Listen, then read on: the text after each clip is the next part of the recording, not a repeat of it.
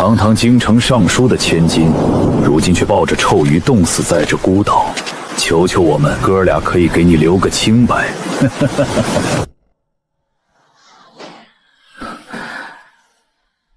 若能重来一次，我绝不要这样活。我还活着，不是吗？我真的回来了。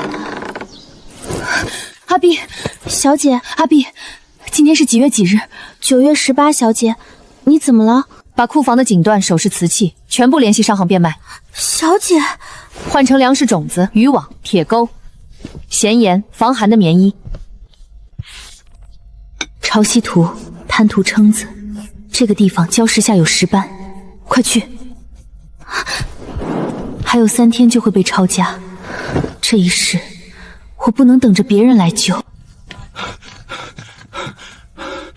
小姐，刚阿碧跑来说要把库房的金银细闪全部变卖，换成一堆渔户的破烂，还说是您的吩咐。对，我吩咐的，所有东西全部变卖，一件不留。使不得啊，小姐，这些都是王府在京城立足的根基啊！老爷知道了，老奴担不起这个罪啊！父亲那边我去说。小姐，你别冲动啊！李总管，上次西域进贡的刘邦玉蝉还在库里吗？你置办在东郊的那套宅子挺气派的。您怎么知道这些？我知道的可不止这些，按我吩咐的办，你还能有条活路。老奴明白了。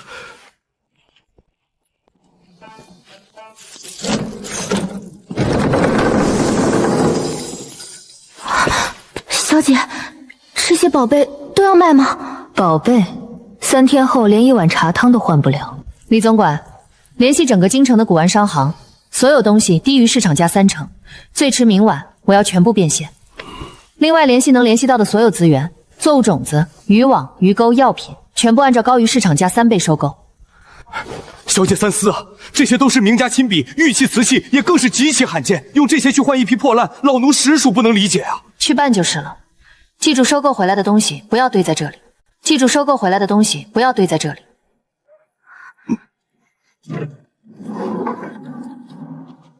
宋府果然名不虚传啊！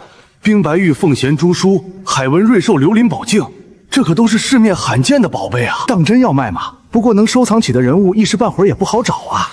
是啊，宋小姐，这么大体量，现款确实难办啊。唐老板、赵老板，价格我让30%，但有个要求，切勿声张，任何风吹草动，协议作废。工部尚书宋伯安中饱私囊，涉嫌通敌，免去尚书之职，家产充公。宋府婢女削为罪极，择日发配东海罪地，永世赎罪。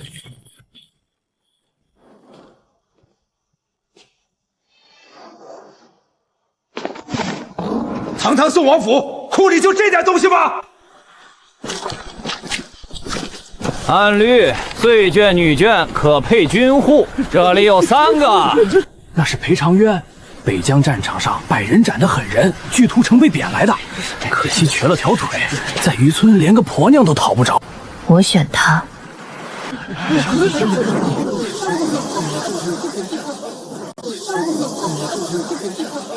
你选错人了，我养不活你。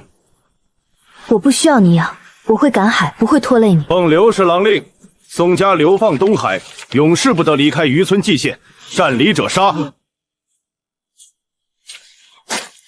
海滩是马家的，让我先进，找到海货出来再给钱。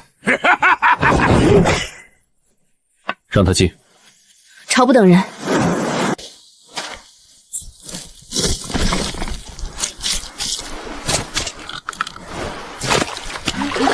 那地方我去了10年，连根海草都没捞着。不知道马三爷说这滩是死滩，这石斑还活着呢。为什么帮我？你选了我。明天退朝是什么时辰？母正3刻。母正3刻，我来。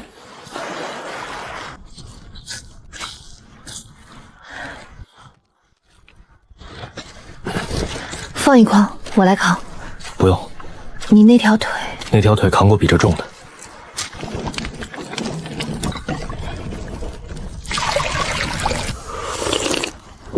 姐，太好喝了！姐，太好喝了！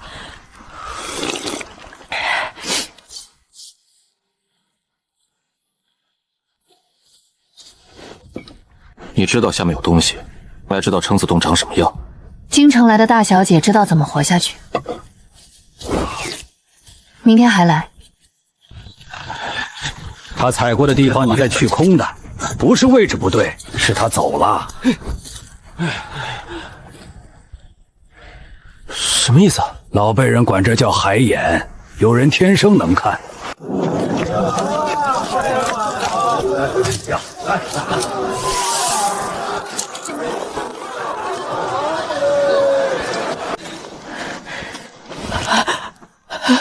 娘，能活了。超音，给你的。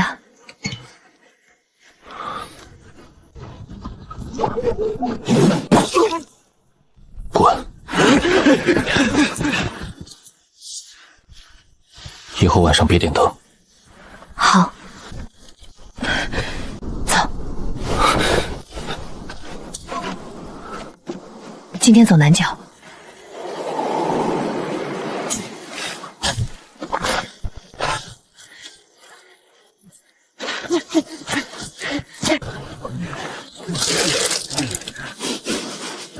我赶了30年海，没见过这个品相。陈子归我马家收，4文一斤，市价6文。死摊的东西4文已经抬去你。你去哪儿？三爷不收，我卖给别人。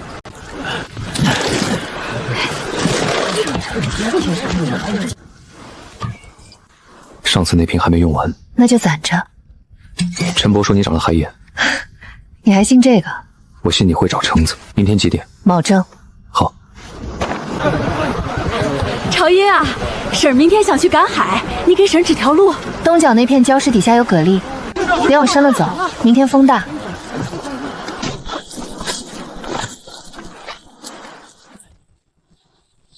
跟着宋家姑娘赶海，哐哐不空。醉奴带头，这是要跟我马家抢地盘。死滩南角的深场，明天天亮前给我翻干净。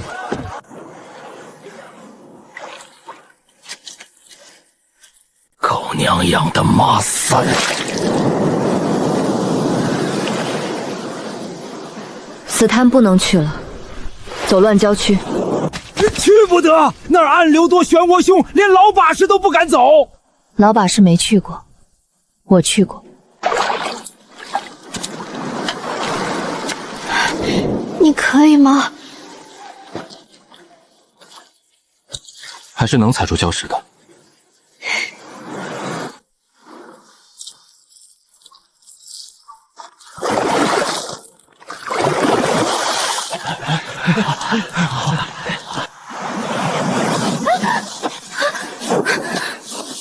你差点把自己也拽下去。你疯了？没疯，算过。王爷，王爷，明天几点退场？你们从哪里捞的海参？我哪敢去？你带我一去行不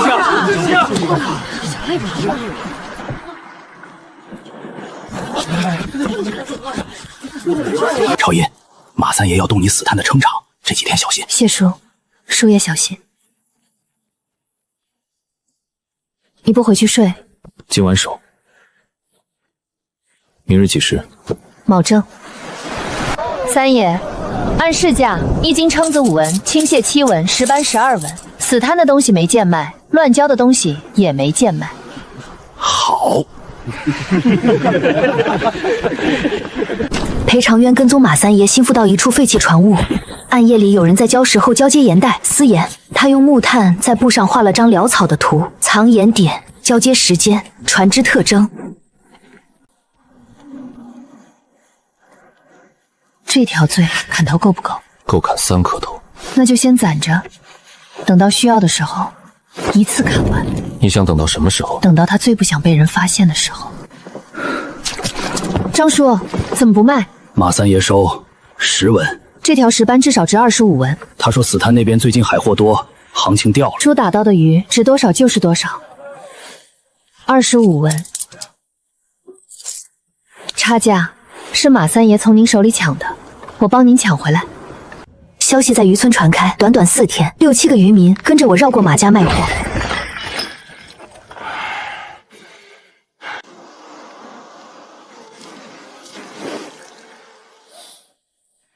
腿是被蛮人打折的。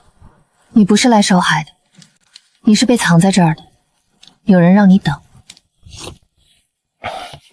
下次别去乱叫去。你在命令我？不是命令。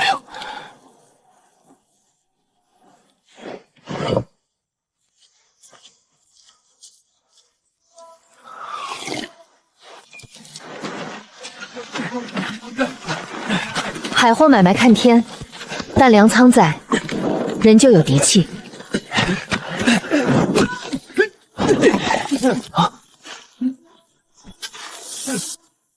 赔百货，我来扛吧。你一个女儿家，扛什么扛？你不也……我瘸了一条，另一条还在。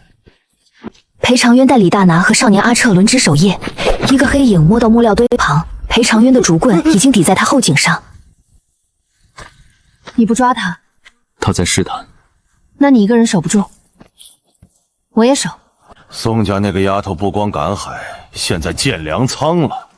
你们知道粮仓建起来是什么意思？意思是他要在渔村扎根，意思是以后这海滩上不光我们马家说了算。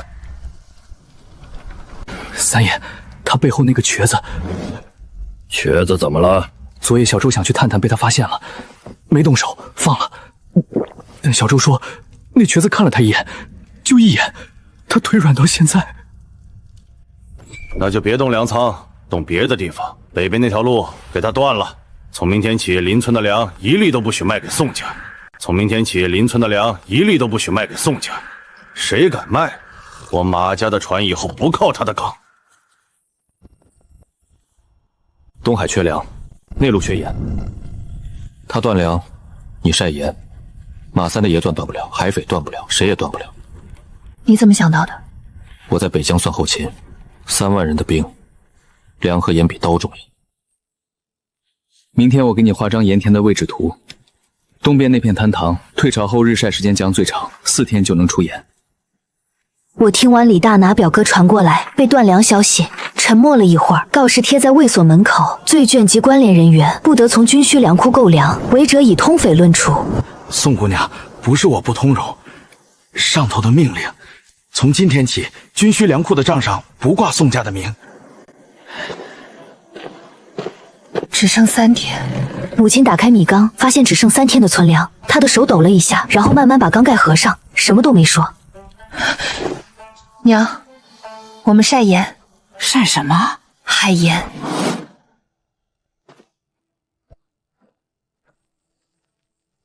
东边那片滩涂，日晒最长，4天出盐。我已经去看过了。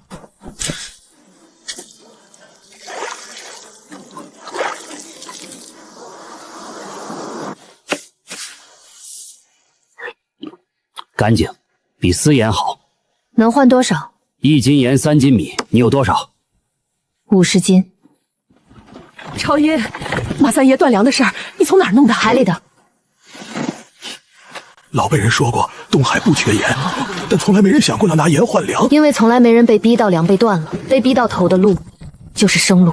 马三爷的私盐网比我们大10倍，他那条线通北边，量大，但是脏盐掺了沙子。你怎么知道是脏盐？你在北疆也这么打仗？北疆没有私盐，但有私粮，粮道被断，我就从蛮人手里抢。所以你也被人断过粮？断过3个月，3000人，最后剩800。北疆的疤，雁门关的疤，被人说瘸子废物的疤。你不是瘸子，你是瘸了一条腿的战神，这2个不矛盾。你也不是罪臣之女，那我是什么？你是一只脚踩在退潮石沉上的人，前世今生的潮水都在你眼睛后边。汤凉了，还热。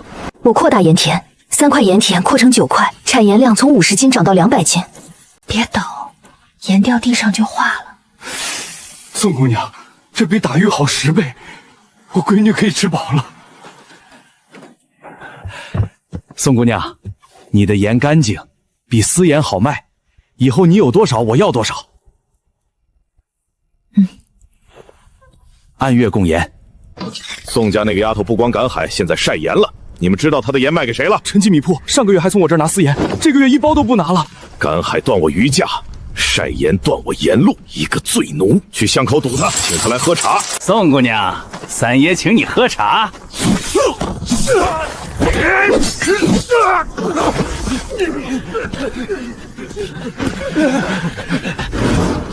滚！你又用那条腿了？用了。疼吗？你买了几瓶？够你用到明年。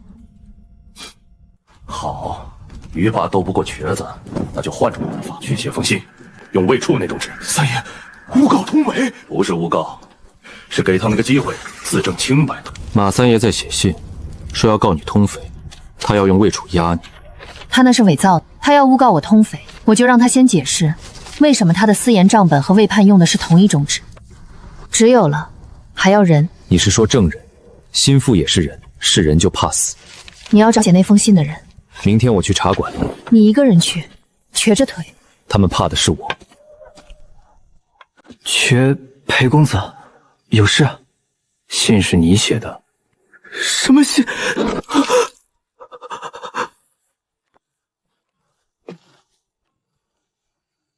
你还有3天。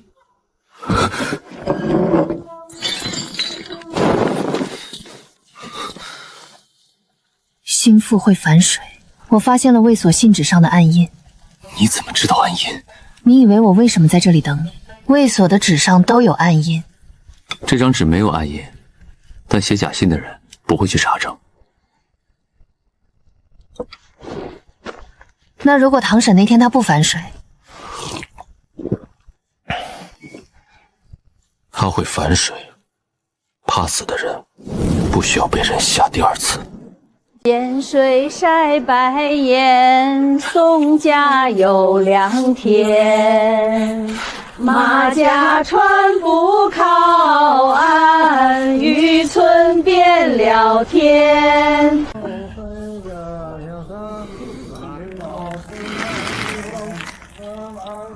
谁编的？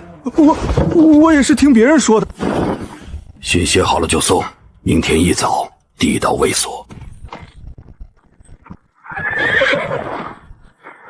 宋朝英，东海卫所传你午后堂审，有人告你通匪。午后堂审，我陪你去。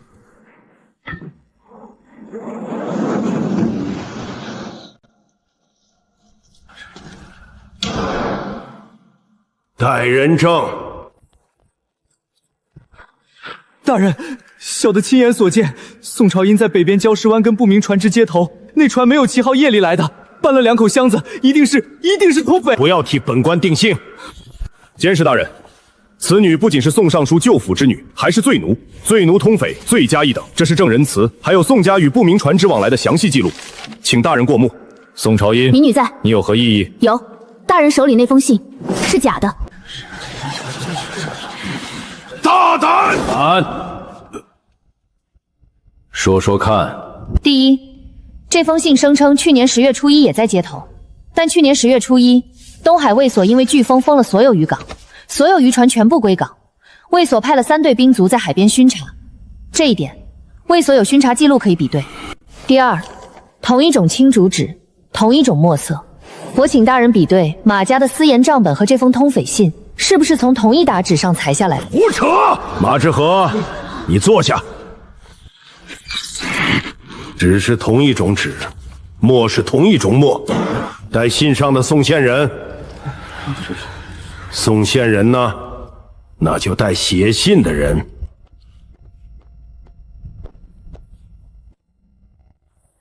草民赵小四给马三爷管账房。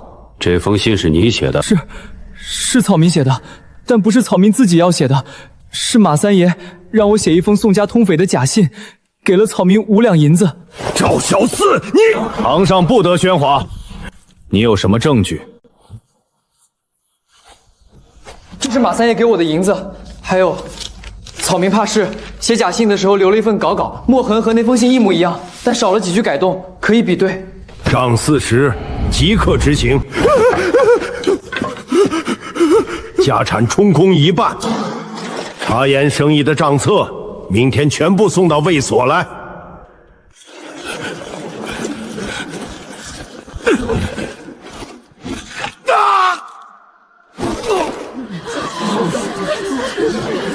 那个赵小四，你用什么让他在堂上把银子也拿出来？我跟他说，堂审那天马三会把你推出去顶罪，你手里留了证据才能自保。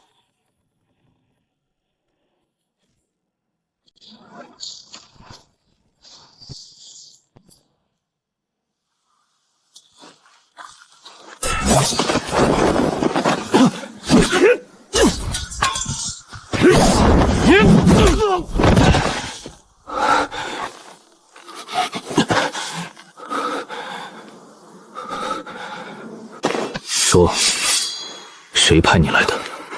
马三。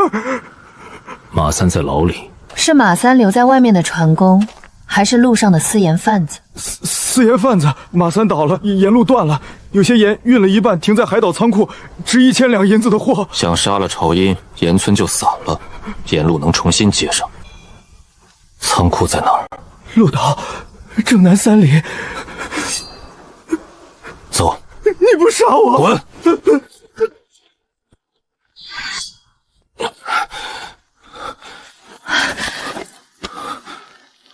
那条腿能站。你在雁门关也是这样打的？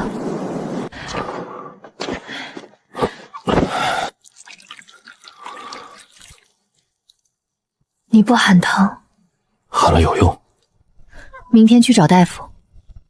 没用。那我明天去镇上抓药。鹿岛3里外。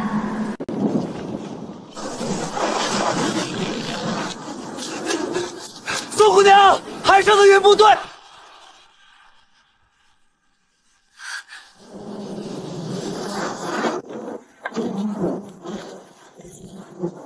台风。你见过台风？没有，但我在北疆见过沙暴，两个有点差别。差在哪儿？沙暴你站着不动就不会死，台风站着不动会被吸进海里。只有一个地方能比。鹿岛。对，鹿岛。马三的仓库在岛上，仓库能装100包盐，足够容下全村人。敲锣，让所有人带上干粮和水，跟着裴长林去鹿岛，不要带被褥，不要带细软，只要活人。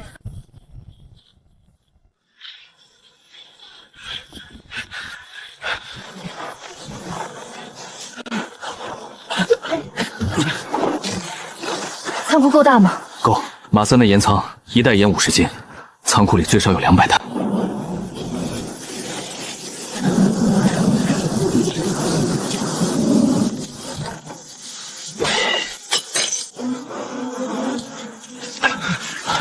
咸水晒白盐，宋家有良田。留住了人，就能活。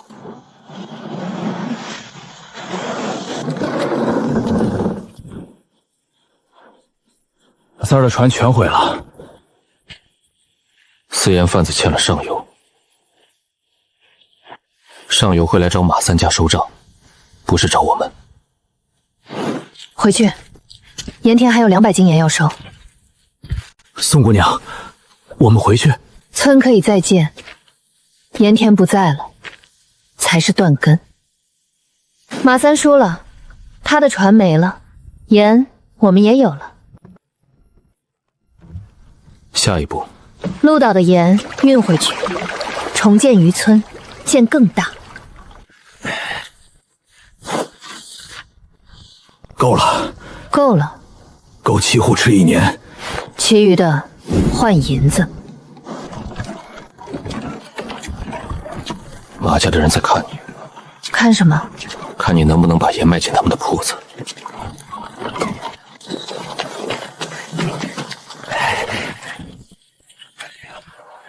宋姑娘，你的盐，你的粮，你给我的盐，我现在3条镇都认。以后你要多少粮？我要的不是粮，我要你帮我一件事。你是第一个从马三私盐转到我海盐的商人，帮我在茶馆说一句话。什么话？宋家的盐不用提心吊胆查衙门。年底之前，我要余镇的盐都姓宋。掌柜的信我，就继续拿盐。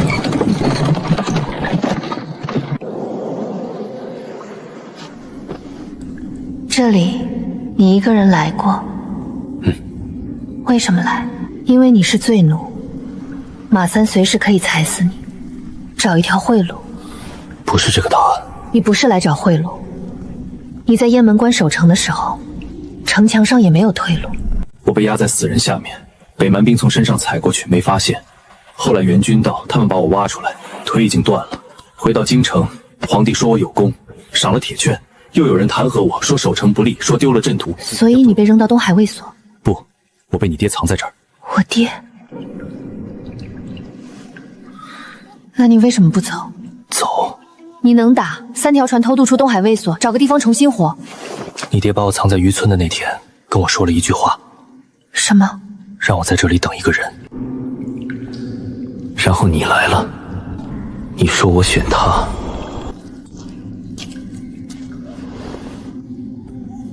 疼吗？疼。疼多久了？11年。裴长渊，你不是瘸子，你是战神。明天我多走2步。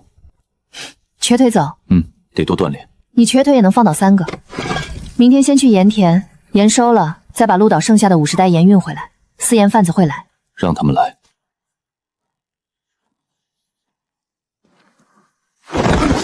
不打，我来谈生意。说，鹿岛的盐，1000两银子的货，你们占了仓，我们认。盐给我们3成，这20两是定金。3成？对。0。鹿岛的盐是我的，1袋都不会给你。但有一条路你可以替我做，北边的海盐路子你熟，我给你一个价，300两买你北边的盐路子。以后海盐从吴村出，你收码头费。码头费？你以前跟马三卖私盐，一船货被衙门查到就是掉脑袋。以后卖我的盐不用掉脑袋，衙门不会查海盐。北边盐路子你让进去，我就让你活着出来。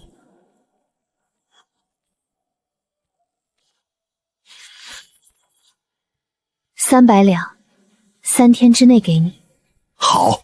还有一件事，回去跟所有私盐贩子说，渔村有盐，干净的盐，不用掉脑袋的盐。谁想来谈生意，明天中午来村里。300两，你有？鹿岛仓库里还有100包私盐，马三的盐本来就值1000两。那是赃物。堂审那天，蔡京士说马三家产超没1半，另一半在鹿岛仓库，卿士查不到，因为没人去查，但我们能查到。所以用马三的钱买家贩子的路子，再用这条路把宋家的盐卖到6个镇。你从堂堂市那天就在算这个？从马三倒台那天，他用来杀我的刀，我要用它切出宋家的盐路。盐贩子回的。宋家盐北边要第1个镇望潮镇，望潮镇在北边80里，2个镇的中转站。北沿6镇走水路，从渔村码头往北，过鹿岛，再往北10里进河，河连着6镇。你走过？没走过，看的渔村老渔民的航海图。你看了几天航海图？3个晚上。北边6个镇，离最近的卫所驻兵只有1天水路。所以你才要建盐船队。马三的私盐路子是偷偷摸摸，因为每一船都可能被查。你的海盐是干净的，但干净的东西运到6个镇要有人护。青壮年渔村有。我要带人学护船，有人愿意去的，站过来。我去。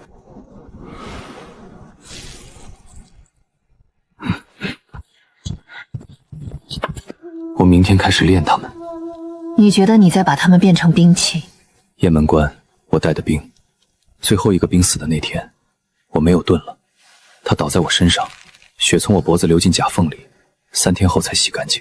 你觉得6个人不够，你怕守不住他们？雁门关的盾兵，你不是雁门关的校尉了。你信我？信。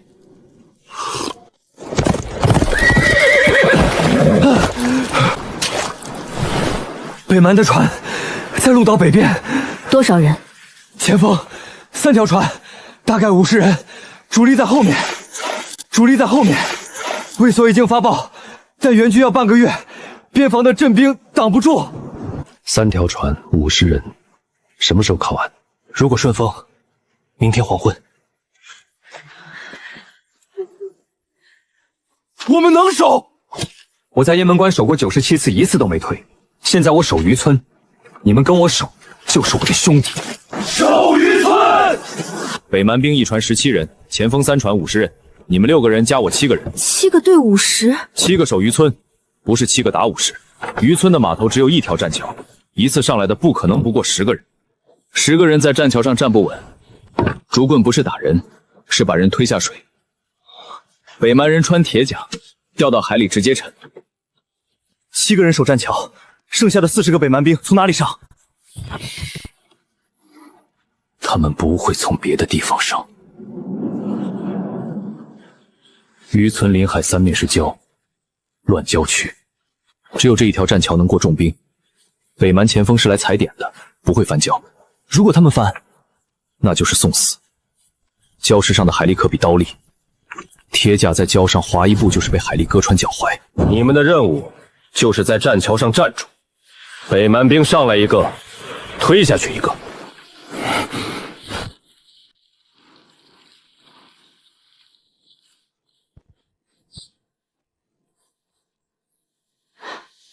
宋姑娘，盐不能烧，烧了就没了。不是烧盐，是把盐堆在这个位置。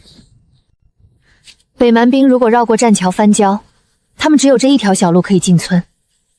这条路两边是盐田，白天晒盐的卤水储止池。卤水能烧，卤水里最浓的那一层叫卤底，遇火就着，不熄。你，我能学。给他一根竹棍。你几岁？16。雁门关最小的兵14。撑住棍，站稳。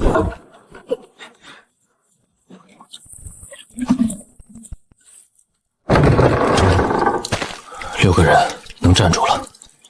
你的腿能站。炉底铺了3条路，如果北蛮兵走别的路，他们会走栈桥。前锋来踩点，不是来屠村，走栈桥最快。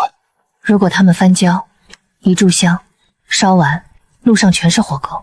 够。一炷香够渔民从渔村后山路撤到半山腰。那你呢？我不撤。宋朝义，如果我们守不住，你也往山上撤。我是宋家的家主，渔村7户人是我带出来的，他们在，我在，他们撤，我最后一个撤。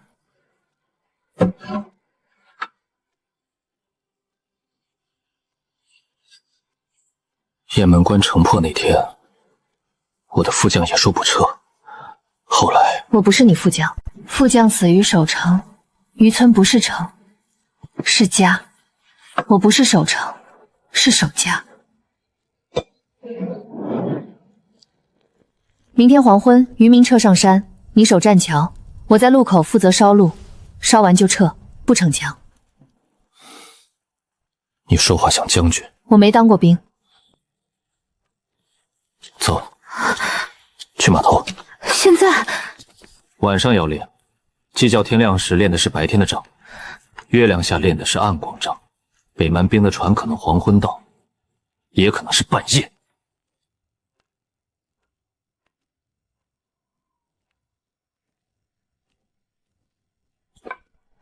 你在暗光里，比雁门关的沙暴更亮。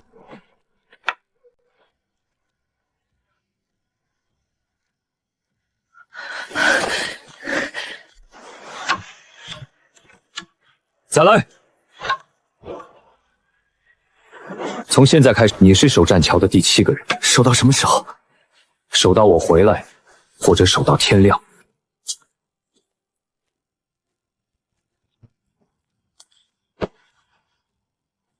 如果我没有回来，你会回来。是，我会回来。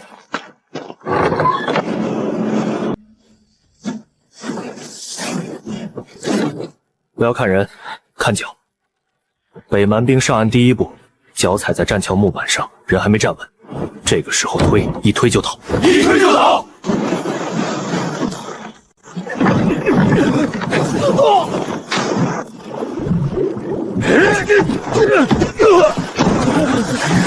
快走的人，推到栈桥第二段。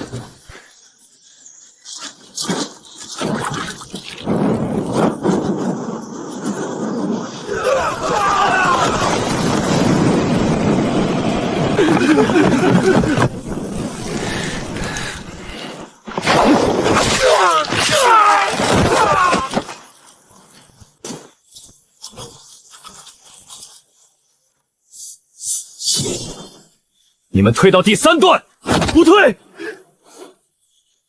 是命令。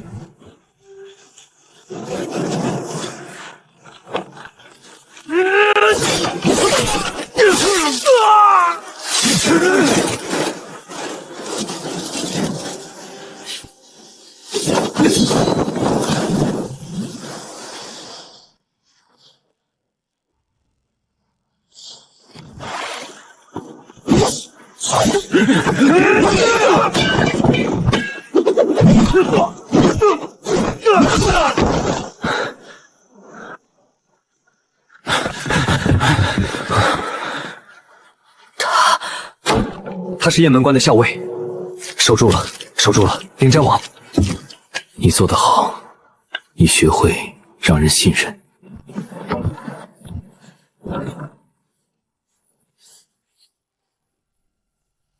走，回村。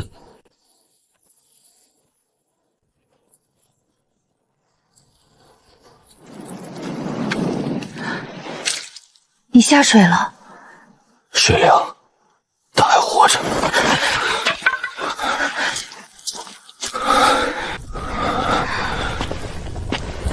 明天养伤。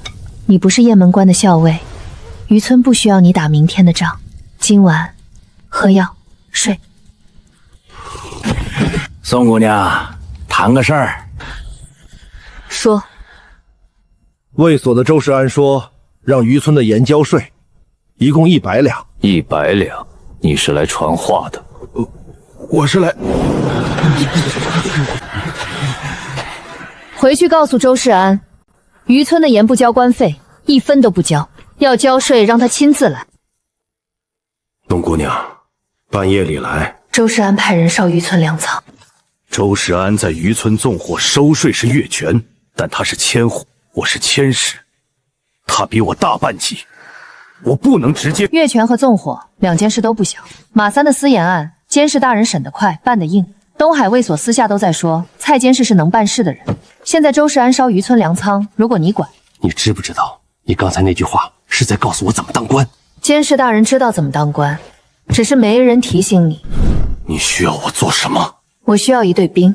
1队兵可以，但周世安的关卡得绕过去。怎么绕？就栈道。所以你从一开始，从拿到北沿路那天，我就在看图。天一亮，兵到渔村。周世安若再纵火，本千石有执法权。办好了，办好了。你让他出兵，怎么说服的？我只告诉他，他的辖区被纵火，你不作为，纵容纵火，比纵火本身的罪更大。我只是把账算清楚。关卡绕栈道，是你早就想好的。拿到北沿路那天，我就看到了那条虚线，马三的贩子标注过，州关卡以西30里，老路可通行。因为北蛮来之前，周世安还没动手，还没动手就没有把柄，没有把柄，蔡监事就没有理由出兵。现在周世安烧粮仓，蔡监事出兵，不是护渔村，是在惩罚越权纵火。腿上的新伤还要3天才能好。3天，3天之内没有仗打了，够吗？够，官费不用交，粮仓有人守，沿路走栈道，北沿6镇照常卖盐，每天300斤，北沿6镇要200斤，多出来的100斤卖到北蛮。北蛮？北蛮人也要盐。你想在北蛮边境开盐市？不是现在，但路线已经在算了。你的剑断了，重铸一把剑要等铁，渔村没有铁，但有盐，盐能换皮货，皮货能卖到江南，江南的钱换铁，铁再铸剑。你重生过，不只是换了命，命只是换了一条，但脑子里的海图没换。前世东海所有的事儿，我只记错了一次。哪一次？前世我死在洞巢里，今生我选择了你。裴长香接旨。罪将裴长香腿伤不便跪，请钦差见谅。奉天承运，皇帝诏曰：北雁关告急，北蛮主力南下，边关一日三报。原雁南关守城校尉裴长渊虽曾失城，但有将略，即日召回京城副三品衔，同北雁关守军戴罪立功。钦此。北蛮主力离此地多远？北边防来报，北蛮前锋已经在北雁关前集结，主力距北雁关还有10日路程。北雁关距此多远？2300里，走驿道换马，至少要行25天。钦差来的时候骑了18里马，老马是跑死的。我要走到北雁关25天，北蛮主力离北雁关10日，走到时，北雁关已经破了。你是在抗旨！你是在抗旨！钦差大人，这不是抗旨，而是事实。况且这个渔村和北雁关一样重要。你的意思是，渔村比北雁关重要？不错，北莽人水路仅需5日便可抵达这里。之前已经有北莽探哨来过了。你怎么证明？不用证明。上个月北蛮51个前锋从海路登陆渔村，全歼，主将林真亡。钦差大人，您可以派人去边防查。你是宋朝英，宋尚书之女罪奴。渔村盐田的主人。钦差大人，臣有一个请求。说，请大人上奏，北蛮海路防线由臣留守，臣就地征用渔村青壮年为海防民兵，3个月内守住东海整条海路。就地征用？你这是调动，请钦差懿旨军。本官以钦差之名给裴长渊3个月，3个月后，臣带着北蛮暂停海路的消息去北雁关。宋尚书的女儿，你父亲之事，在朝廷还在查，你保重。钦差走了，走了。圣旨不用去北雁关，3个月，北蛮再来，我们再挡。渔村不是雁门关，雁门关11年没守住，这一次不一样。可你只有7个人。雁门关是我一个人守，渔村有一群不会后退的人。3个月构建盐城了，不是盐做的城，是渔村建起来的城。盐田往外扩，15块变30块，码头变船坞，旧战报变商路。3个月建成渔镇人不敢小看的渔村。